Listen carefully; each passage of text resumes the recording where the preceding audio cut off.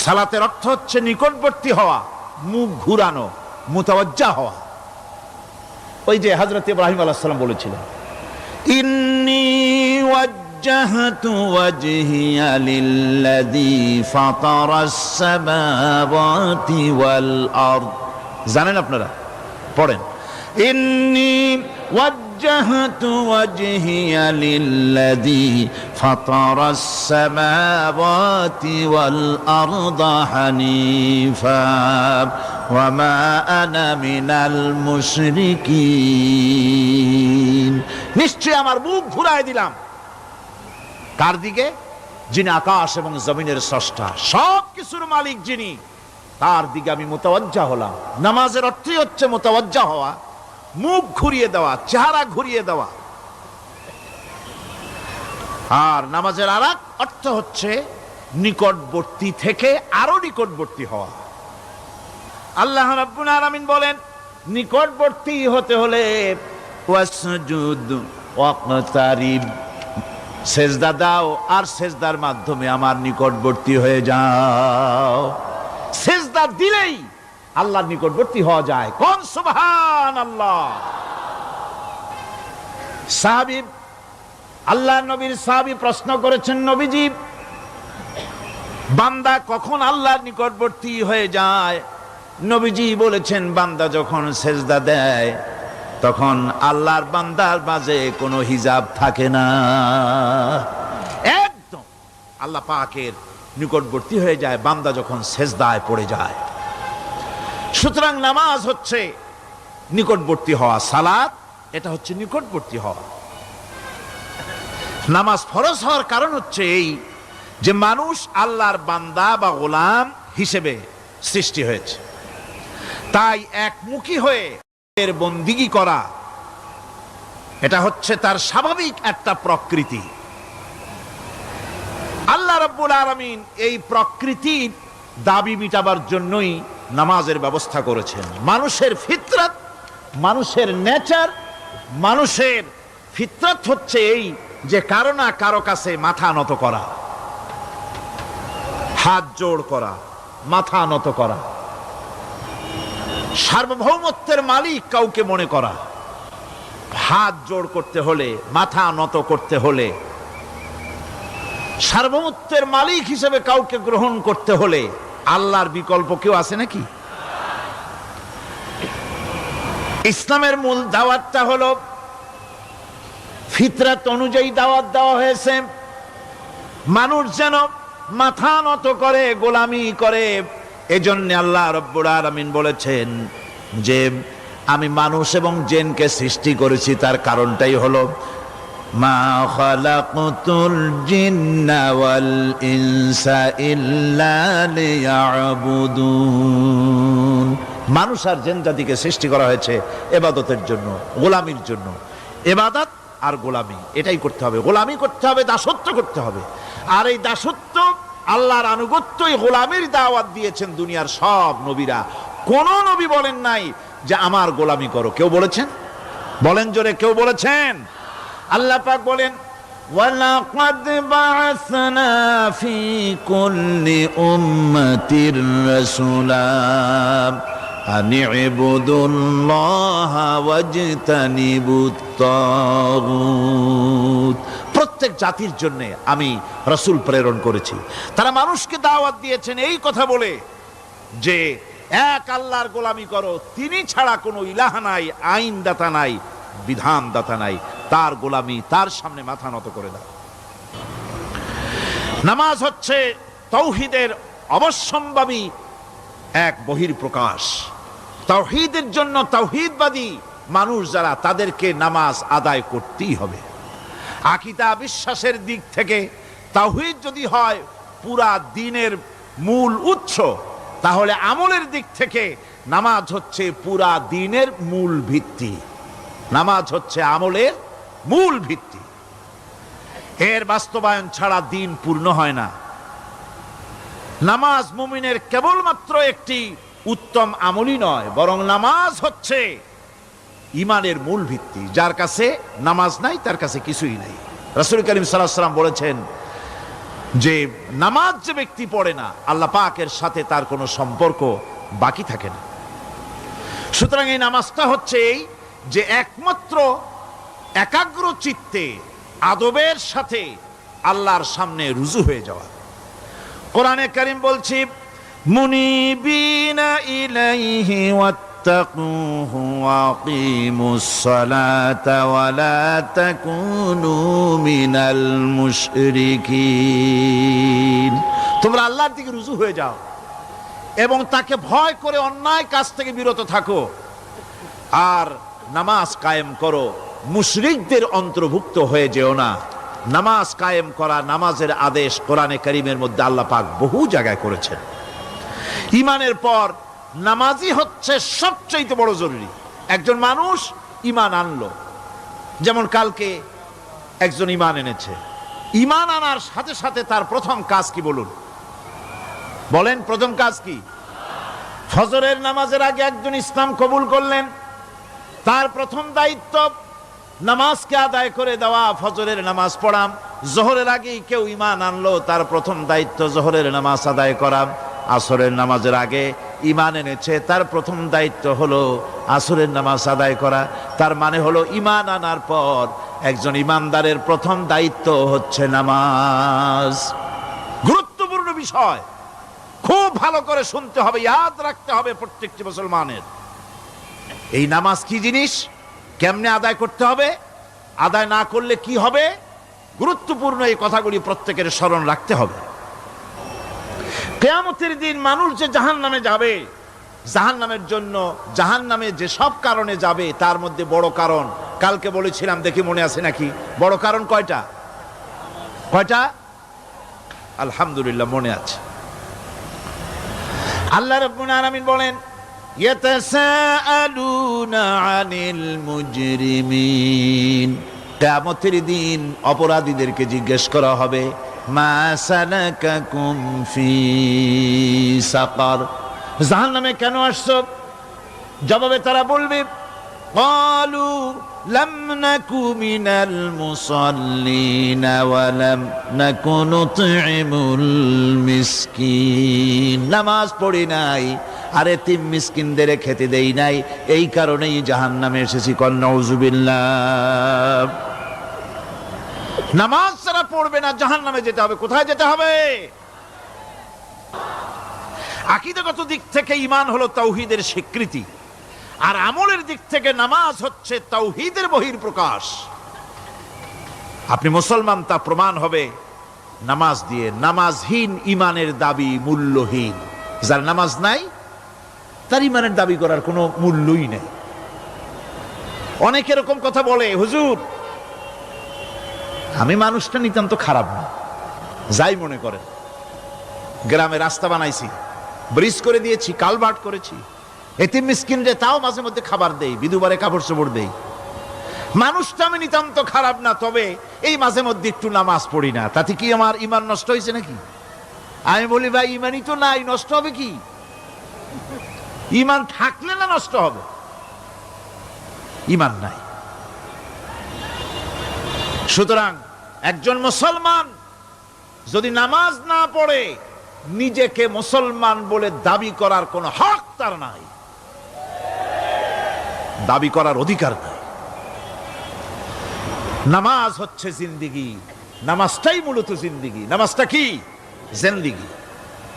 আল্লাহ রাব্বুল আলামিন শিখাচ্ছেন, কুল ইন্না সালাতি ওয়া নুসুকি ওয়া মাহইয়ায়া ওয়া মামাতি লিল্লাহি রাব্বিল আলামিন। মুহাব্বতের সাথে সবাই পড়েন, কুল ইন্না সালাতি ওয়া নুসুকি ওয়া মাহইয়ায়া ওয়া মামাতি লিল্লাহি রাব্বিল আলামিন। বলো আমার নামাজ, বলো আমার নামাজ, আমার কোরবানি, আমার হায়াত, আমার মত সবকিছুই আল্লাহ রব্বুল আলামিনের জন্য নিবেদিত। আমার বেঁচে থাকা, আমার মরে যাওয়া সব আল্লাহর জন্য। সে আল্লাহ রব্বুল আলামিন, তার জন্য সবকিছু নিবেদিত করতে হবে। আল্লাহ পাকের গোলাম আমাদের বানিয়েছেন, আল্লাহ আমাদের গোলামি করা লাগবে।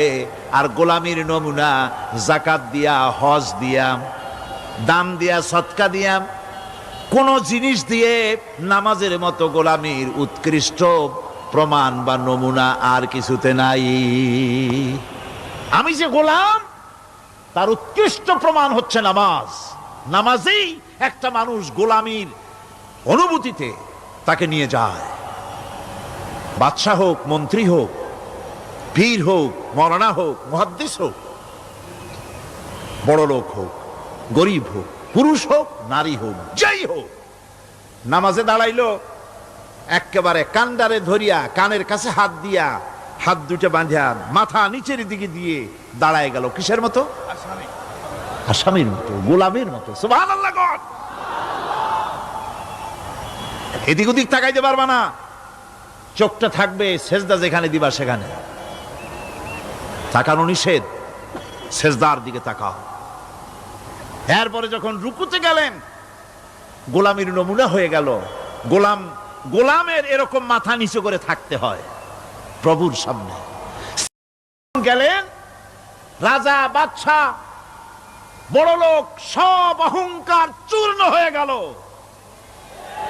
নাক আর কপাল দিয়া আমার মাবুদের দরবারে মাথাটা লাগাই দিলাম জমিনের উপরে। সুবহানাল্লাহ।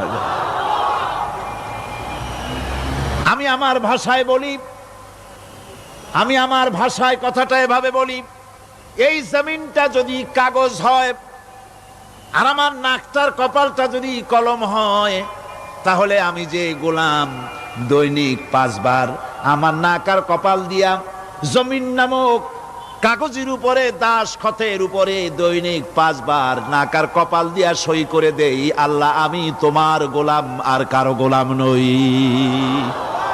আমি একমাত্র তোমার গোলাম। ঘুমের থেকে উঠে সেজদা দিয়ে বলি, দুপুরের সময় কাজ ফালাইয়া আর একবার বলি, বিকেল আসার আগেই আসরে আর একবার বলি, দিন যখন শেষ হয় আর একবার বলি, রাতে যখন শুতে যাই আর একবার সেজদা দিয়া ঘোষণা করি, মাবুদ আমি তোমার গোলাম। সুবহানাল্লাহ। নামাজ হচ্ছে ইসলামের গণ্ডির মধ্যে প্রবেশের প্রমাণ।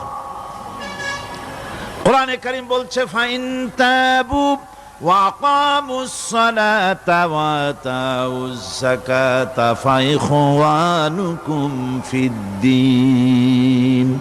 সূরা তওবা এসেছে, তারা যদি তওবা করে আর নামাজ কায়েম করে, যাকাত যদি আদায় করে, তাহলে এখন তোমাদের সে দ্বীনি ভাই, এখন ভাই হয়ে গেল। একটু আগে ছিল কাফের, মুশরিক, এখন তোমার দ্বীনি ভাই।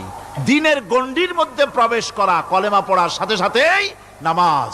নামাজ হচ্ছে দ্বীনের প্রধান গেট, দ্বীনের প্রধান তোরণ। দ্বীনের মধ্যে প্রবেশ করার জন্য এই গেট দিয়ে প্রবেশ করতে হবে। সুতরাং এই নামাজের এতই গুরুত্ব দেওয়া হয়েছে।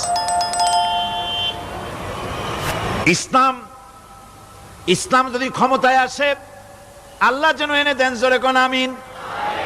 ইসলাম যদি ক্ষমতায় এসে যায়, রব্বুল আলামিন তাফসিরে মাহফিল, কোরআন সামনে নিয়া আশা করে তোমার দরবারে দোয়া করি, এই বিশাল জনসমুদ্রের দোয়া কবুল করো মাবুদ গো, এই বাংলাদেশকে ইসলামের দেশ বানাইয়া দাও।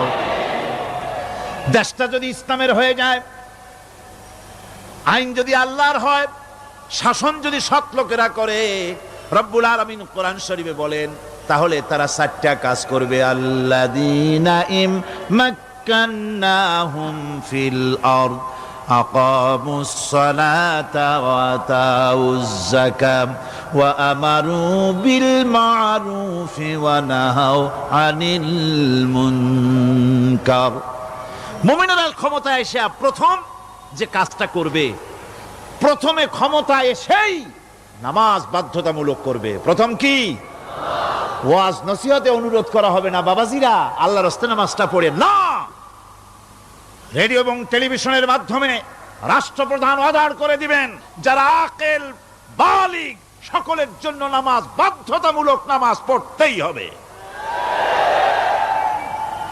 এটা অর্ডার। বেলা যখন 1টা বেজে যাবে, বেলা যখন 1টা বাজবে, সমস্ত মসজিদে আজান শুরু হয়ে যাবে। আজানের সাথে সাথে অফিস, আদালত, কল কারখানা, ক্ষেত খামার, শিক্ষাঙ্গন সব ডেডলক হয়ে যাবে। আধা ঘন্টার জন্য বন্ধ হয়ে যাবে। যারা মুসলমান অফিসে, কলেজে, ইউনিভার্সিটিতে, সর্বত্র তারা নামাজের জন্য প্রস্তুতি নেবেন। আধা ঘন্টার ভিতরে নামাজ আর খানা সেরে আবার কলেজ চলবে, বিশ্ববিদ্যালয় চলবে, কল চলবে, কারখানা চলবে, ক্যান্টনমেন্ট চলবে, সেক্রেটারিয়েট চলবে, সব আপন গতিতে চলতে থাকবে। আল্লাহর রহমত, বরকত আকাশ ফেরে নাজিল হয়ে যাবে। আর এই অর্ডার যে দেওয়া হবে, নামাজ পড়বেন সেখানে। থানায় যখন আজান হবে, থানায় আজান হয়ে গেছে, থানার স্টাফ, পুলিশ যারা আছে জামাতে খাড়া হয়ে যাবে, ইমামতি করবেন ওসি সাহেব।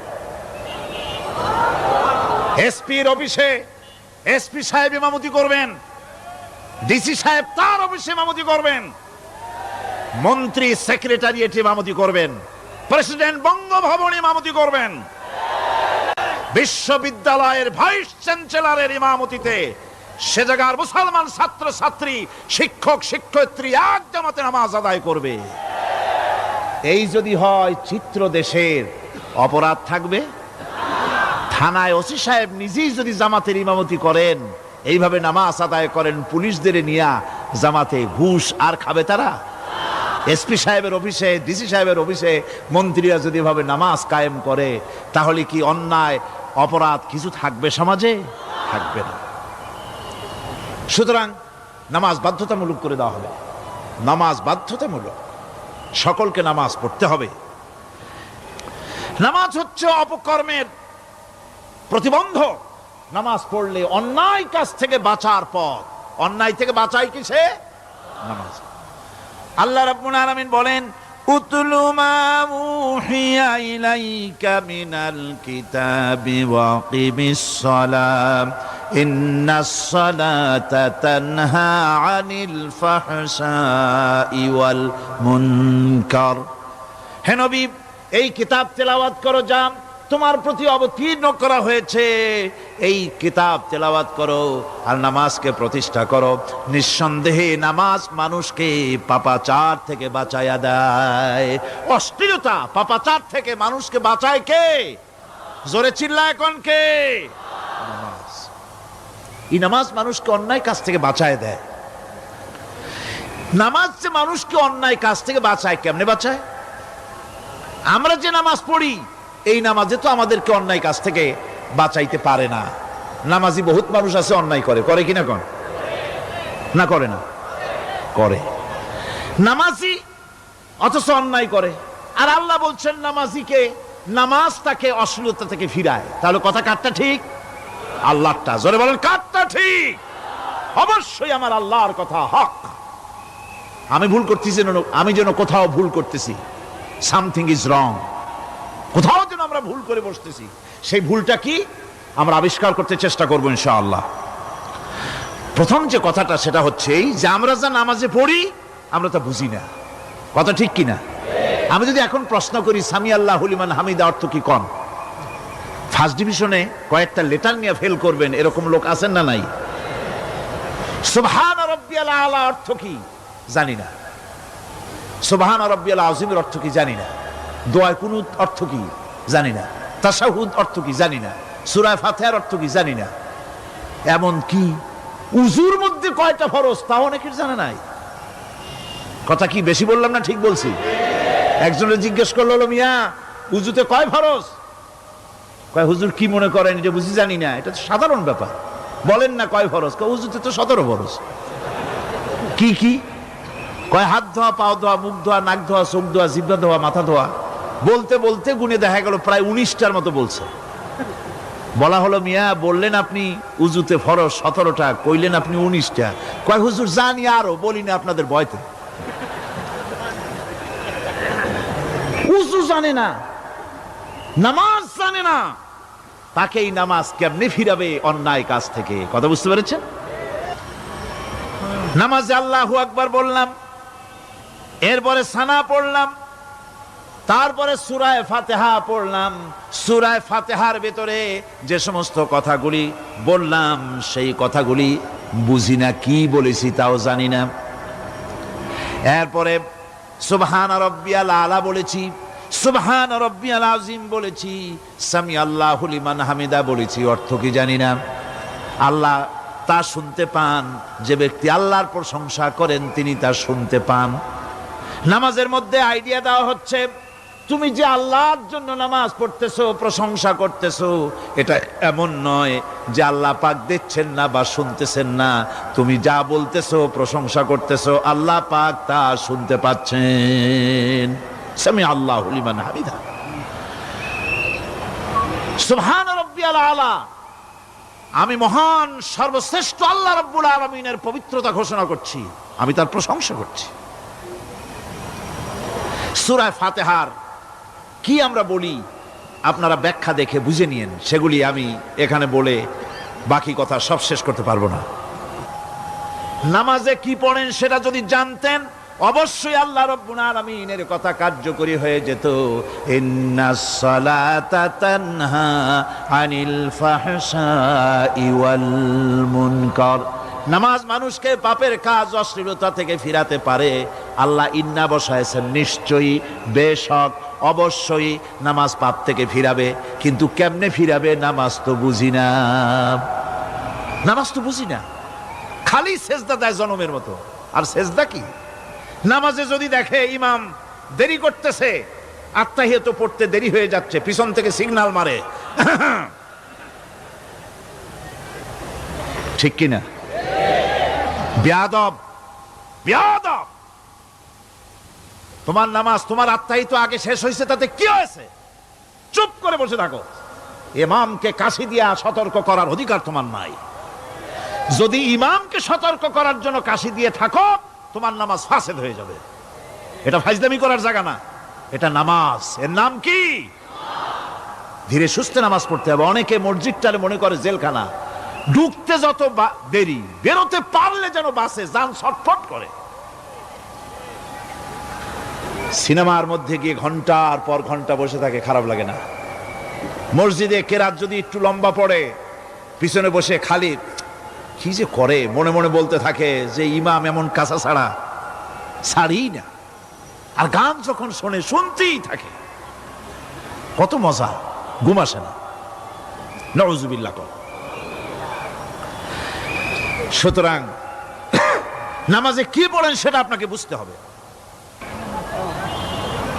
সঠিকভাবে নামাজ পড়ার পরও যদি কোনো মানুষের সঠিকভাবে, ভালো করে শোনেন, সঠিকভাবে নামাজ পড়ার পরেও যদি কোনো মানুষ পাপের থেকে না ফেরে, তাহলে বুঝতে হবে একথা, পানি আর সাবান দিয়া কাপড় ধুলে কাপড়ের ময়লা যাবে, কিন্তু পানি আর সাবান দিয়া কয়লা জনমের মতো ধুইলেও কয়লার ময়লা যাবে না।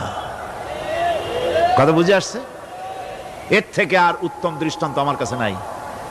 নামাজ পড়ার পরেও যদি চরিত্র ভালো না হয়, বুঝতে হবে নামাজ হচ্ছে না, কাঙ্ক্ষিত মানের নামাজ আদায় হচ্ছে না। আল্লাহর নবী বলেছেন, যার নামাজ পাপ কাজ হতে ফিরাতে পারলো না, তার নামাজ নামাজি নয়। আবার শুনুন, রাসূল বলছেন, যার নামাজ তাকে পাপের কাজ থেকে ফিরাতে পারলো না, তার নামাজ নামাজ নয়। ওইটা নামাজ হয় নাই, যার জন্য তার পাপ থেকে তারে ফিরাইতে পারছে না। আর কিয়ামতের দিন বেনামাজিরা সবচাইতে বেশি অপমানিত হবে। সবচাইতে বেশি অপমানিত হবে কারা? বেনামাজিরা। কিভাবে? ইয়াউমা ইউকশাফু আন সাকিন ওয়া ইউদআউনা ইলাস সুজুদি ফালা ইস্তাতিউন। সেদিন কঠিন সময়, আল্লাহ রাব্বুল আলামিন লোকদেরকে সিজদা করার জন্য বলবেন, কিন্তু যারা বেনামাজি ছিল দুনিয়ায়, তারা সিজদা দিতে পারবে না। বলেন নাউযুবিল্লাহ। অবস্থাটা কি হবে? খাশিআতান আবসারুহুম তারহাকুহুম যিল্লাহ তাদের দৃষ্টি নিচু হবে, লাঞ্ছনা এবং অপমান তাদের উপরে চেপে বসবে, সেজদা দিতে পারবে না। আল্লাহ আমাদেরকে ক্ষমা করুন। কিয়ামতের দিন হযরত আদম আলাইহিস সালাম থেকে শুরু করে পৃথিবীর সমস্ত মানুষের সামনে আল্লাহ রাব্বুল আলামিন সেজদা করার জন্য অর্ডার করবেন। যারা নাকি বেনামাজি, ওরা আল্লাহর দরবারে সেদিন সেজদা দিতে পারবে না, লাঞ্ছিত অপমানিত হবে। জোরে কোন নাউজুবিল্লাহ।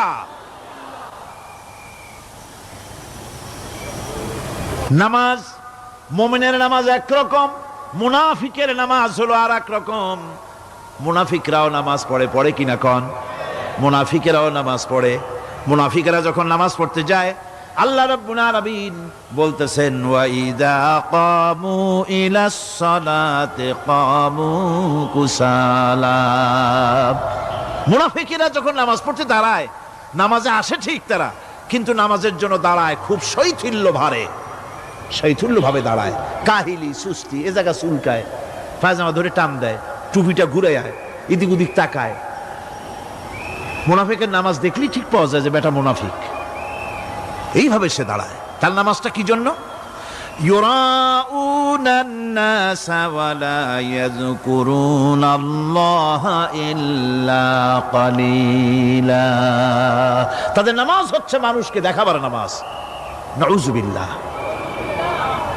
এখন দেখবেন এই মৌসুম আসছে, নামাজের মৌসুম, বেনামাজিদের নামাজের মৌসুম। জনসভা হচ্ছে, নির্বাচন আসতেছে, নামাজে রক্ত হয়ে গেছে, তাড়াতাড়ি আজান হয়ে গেল। টুপি না থাকলে রুমাল একটা মাথায় দিল, উজু আছে কি না আছে, আল্লাহু আকবার, যা আছে কপালে হয়ে যাক। মানুষকে দেখাবার জন্য এরা নামাজ পড়ে।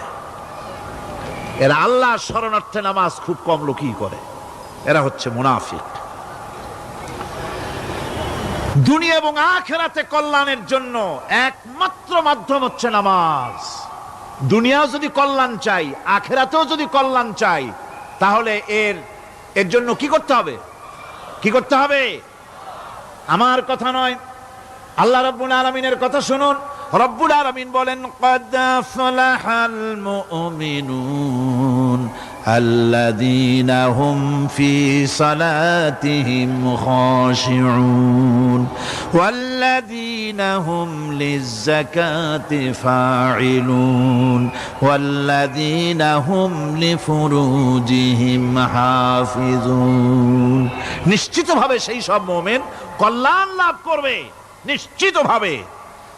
তারা হচ্ছে ওই সব লোক যারা নিজেদের নামাজ ভীতি মিশ্রিত, বিনয় ভাবে, ভীতি মিশ্রিত অবস্থায় বিনয়ের সাথে যারা নামাজ আদায় করে, যারা বেহুদা কাজ থেকে বিরত থাকে, যারা যাকাতের পন্থায় কর্মতৎপর হয়, আর যারা নিজের লজ্জাস্থানকে হেফাজত করে।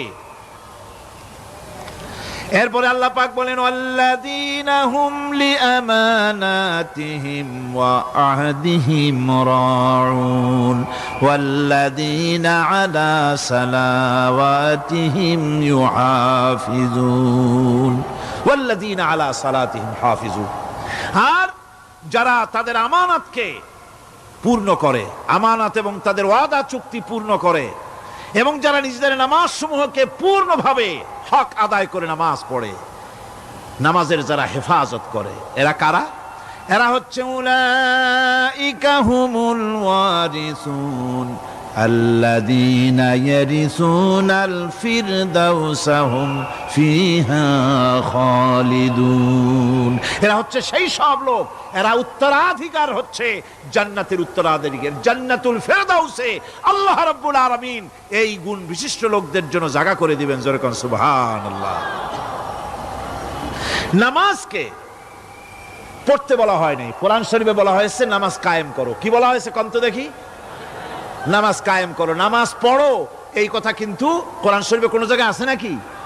এখন কায়েম করা কারে বলে? একটা গুরুত্বপূর্ণ আরেকটি বিষয়। নামাজ কায়েম করতে বলা হয়েছে। কায়েম কি? কায়েমটা হচ্ছে দৃষ্টান্ত স্বরূপ বলা যায় যে জিনিসটা সমাজে প্রতিষ্ঠিত আছে ওইটারে বলে কায়েম হওয়া, আর যেটা প্রতিষ্ঠিত নাই ওটা কায়েম নাই। কায়েম মানেই হলো প্রতিষ্ঠিত থাকা। যেমন আমাদের দেশে, আমাদের সমাজে নারী পুরুষ শিশু বৃদ্ধ সকলেই কাপড় পরা, শাড়ি পরা, লুঙ্গি পরা, এই কাপড় পরাটা কায়েম আছে, প্রতিষ্ঠিত আছে না নাই? যার কারণে কাপড় পরা সমাজে কায়েম আছে বলে উলঙ্গ মানুষ সমাজে খুঁজে পাওয়া যায় না, পাগল ছাড়া, ঠিক কিনা? একটা বাচ্চাকেও যদি উলঙ্গ হতে বলেন এখানে, 5 বছর 6 বছরের একটা বাচ্চাকেও, সে কিন্তু রাজি হবে না, ঠিক কিনা? যেহেতু কাপড় পরা সমাজে প্রতিষ্ঠিত আছে, সেহেতু উলঙ্গ মানুষ পাওয়া যায় না, কাপড় পরাটাই এখানে প্রতিষ্ঠিত। সুতরাং এখন অবস্থাটা এই হয়েছে, কাপড় পরা প্রতিষ্ঠিত আছে বলে কোন উলঙ্গ মানুষ এসে যদি এই মঞ্চে দাঁড়ায় আর বলে আমাকে একটু বক্তৃতা করতে দেন, আপনারা কি করবেন? মঞ্চে তো উঠতেই দিবেন না। উলঙ্গ মানুষ যদি কোনো চাকরি নিতে যায় ইন্টারভিউতে, তাকে লাইনে দাঁড়াইতে দেবে? দেবে না। এমন কি উলঙ্গ হয়ে যদি বাড়িতে প্রবেশ করে, তার বউ দূর দূর করে তাড়ায় দেবে, ঠিক কিনা? যেহেতু সমাজের ভিতরে কাপড় প্রতিষ্ঠিত আছে, সেই জন্য এই উলঙ্গ মানুষ পাওয়া যায় না। অনুরূপ ভাবে নামাজ যদি প্রতিষ্ঠিত হতো সমাজের ভিতরে, তাহলে বেনামাজি খুঁজে পাওয়া যেত না। চাকরি করতে গেলে সেখানে নামাজ মানদণ্ড হয়ে যেত, নামাজ পড়ে কিনা তা দেখে নেওয়া হতো, বেনামাজি লোক পাওয়াই যেত না যদি প্রতিষ্ঠিত থাকতো। প্রথম প্রশ্নই হতো তুমি নামাজ পড়ো কিনা। ইলেকশনে যদি একজন উলঙ্গ মানুষ এসে দাঁড়ায়, ভাইরা এবার আমার বোতল মার্কা বাক্স, উলঙ্গ মানুষ এসে ভোটে দাঁড়াইছে, আপনারা ভোট দিবেন? দিবেন। ওইটা কাপড় প্রতিষ্ঠিত আছে বলে, লুঙ্গি প্রতিষ্ঠিত সমাজে আছে বলে উলঙ্গ মানুষকে আপনি ভোট দিবেন না। নামাজ যদি প্রতিষ্ঠিত থাকতো সমাজে, বেনামাজি মানুষ যদি এসে মঞ্চে দাঁড়ায়া যতই বলতো আমি ক্ষমতায় গেলে এই করব সেই করব, নামাজ প্রতিষ্ঠিত থাকলে পরে এই বেনামাজিরে কেউ ভোট দিত না। নামাজ যদি প্রতিষ্ঠিত থাকতো, তাহলে অফিসের অফিসার তো দূরের কথা, বেনামাজি অফিসের ঝাড়ুদারের চাকরিও তার কিসমতে জুটতো না, যদি নামাজ প্রতিষ্ঠিত থাকতো। এর নাম হলো নামাজ কায়েম হওয়া। নামাজ কায়েম থাকলে এই অবস্থার সৃষ্টি হতো। এই জন্য আল্লাহ পাক বলেছেন নামাজকে কায়েম করতে হবে। নামাজ হবে সব ভালো কাজের মানদণ্ড। সমস্ত ভালো কাজের মানদণ্ড কি? নামাজ। নামাজ আমাদেরকে বড় রকমের শিক্ষা দেয়। কি শিক্ষা দেয়? নামাজ আমাদের শিখায় ঐক্য আর ভ্রাতৃত্ব। ভ্রাতৃত্বের আর ঐক্যের শিক্ষা দেয়। এক নেতার আনুগত্য করা শিখায়। জামাত যত বড় হোক, ইমাম হবে কয়জন? একজন ইমাম হবে। আর এই ইমাম মানে কি? নেতা। ইমাম মানে কি? নেতা নির্বাচন শিখায় নামাজে। নেতা নির্বাচন কে শিখায়? নামাজ শিখায়। বোঝেন খুব ভালো করে। কিভাবে? মনে করুন চট্টগ্রাম শাহী মসজিদে ইমাম প্রয়োজন।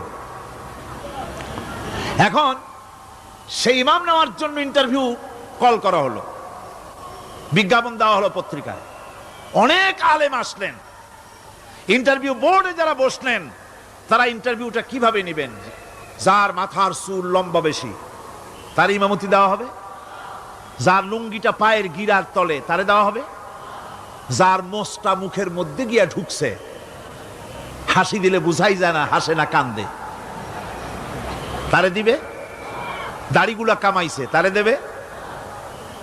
সিগারেট খায়, বা অবশ্য চট্টগ্রাম আর সিলেটে সিগারেটের ফতোয়া ভিন্ন রকম। বরিশালে আমি যেখানে জন্মগ্রহণ করেছি, আমার এলাকায় কোনো আলেম যদি সিগারেট খায়, মসজিদের ইমাম তো ভালো, মসজিদ ঝাড়ু দিতেও ঢুকতে দেবে না মসজিদে। এটা এই এলাকার এক রকমের কায়দা। আমি এটার ব্যাপারে কথা নাইবা বললাম। তো আপনারা খুঁজে দেখবেন সে সিনেমা দেখে নাকি, মিথ্যা কথা বলে নাকি, বউ পর্দায় থাকে নাকি। এগুলি মাইক্রোস্কোপ যন্ত্র দিয়ে ইমামের মাথা থেকে পা পর্যন্ত দেখবেন কিনা কন? আচ্ছা এবার কন তো দেখি, এই ইমাম সাহেব ইমামতি করবে কতজন লোকের? 500, 1000। শাহী মসজিদে ধরেন 5000 লোক হইল। 5000 লোক, 5000 লোকের ইমাম নির্বাচনের সময় পা থেকে শুরু করে মাথা পর্যন্ত দেখেন, এমনকি বউ পর্যন্ত। বৌমনি আনিয়ে দেখেন না, পর্দায় থাকে কিনা এইটা আপনারা দেখেন, ঠিক কিনা? এ খবরটা নেন। 5,000 লোকের একটা ইমাম বানাতে গিয়ে মাইক্রোস্কোপ যন্ত্র দিয়ে দেখেন মোষ কেমন, দাড়ি কেমন, চুল কেমন, পাও কেমন, হাত কেমন, হাতে নখ লম্বা কিনা, দাঁতে ছাতা কিনা, বউ পর্দায় থাকে কিনা, মিথ্যা কথা কয় কিনা, এত দেখেন। আর যখন নির্বাচন আসে তখন 2.5 থেকে 3 লক্ষ মানুষের জন্য একজন এমপি নির্বাচিত হয়। সেই ইমামকে বাছাই করার জন্য নামাজ পড়ে কিনা, জিনাকার কিনা, মদখোর কিনা, সুদখোর কিনা, ঘুষখোর কিনা, বদমাশ কিনা বাছাই করা হয় না।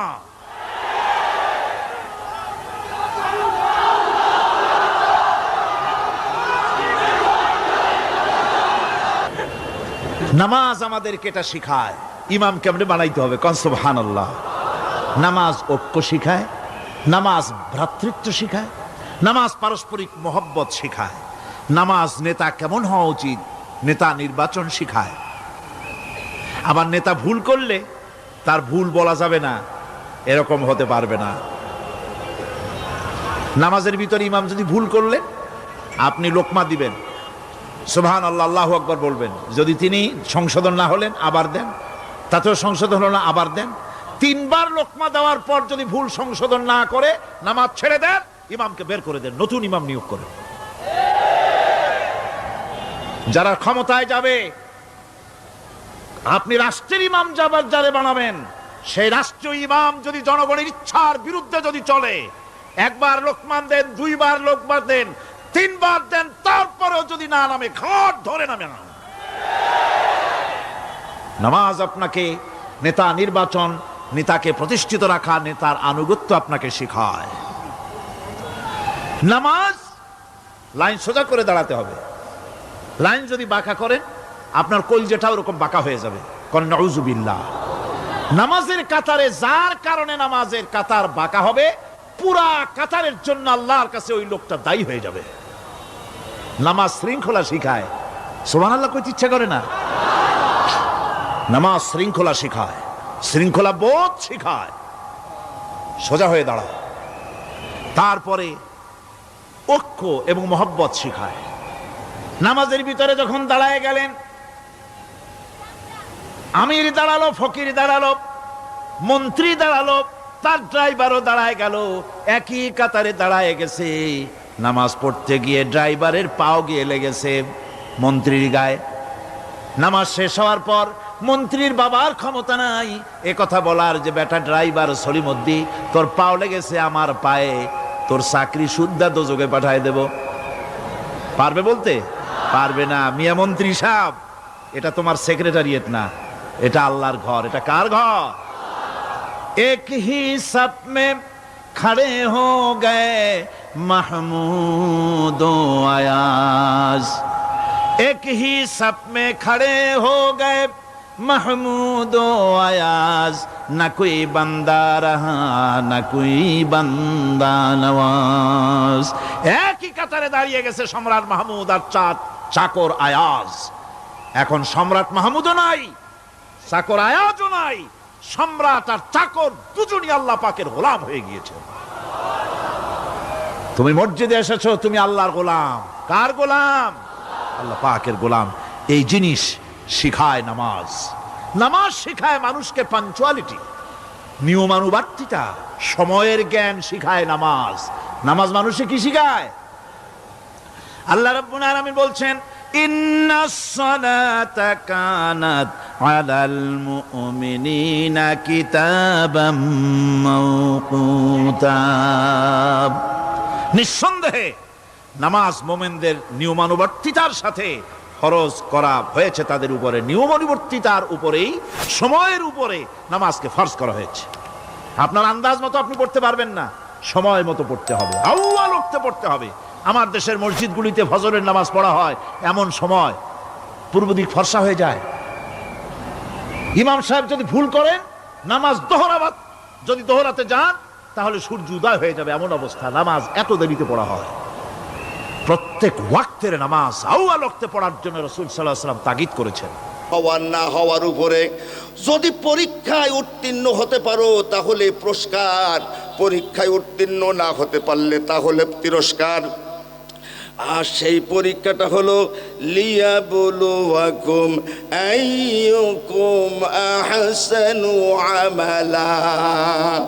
আল্লাহ পরীক্ষা করতে চান, যাচাই বাছাই করতে চান তোমাদের মধ্যে কর্মে, কার্যে, আমলে কে উত্তম, উৎকৃষ্টতা, সততা অর্জন করেছো। জোরে বলবেন না সুবহানাল্লাহ, আরো জোরে বলেন আল্লাহু আকবার।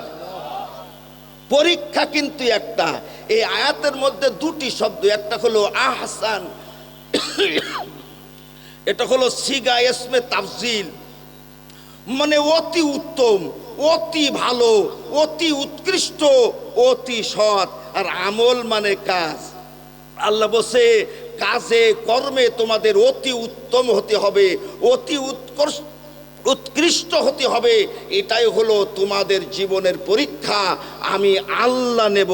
জোরে বলবেন না সুবহানাল্লাহ। তাহলে পরীক্ষা হলো আমরা ভালো হব না খারাপ হব? আরে কথা কচ্ছে না কেন? আমরা ভালো হব না খারাপ হব? খুব ঠান্ডা মাথায় শোনেন কথাগুলো, এলোমেলো শুনলে হবে না। এগুলো হলো এটা খুব মৌলিক আলোচনা। আল্লাহ রাব্বুল আলামিন চমৎকার করে মানুষের জীবন সম্পর্কে, সৃষ্টি সম্পর্কে আল্লাহ বলতেছে। আল্লাহ রাব্বুল আলামিন বলেন, লাকাদ খলাকনাল ইনসানা ফি আহসানি তাকওয়িম।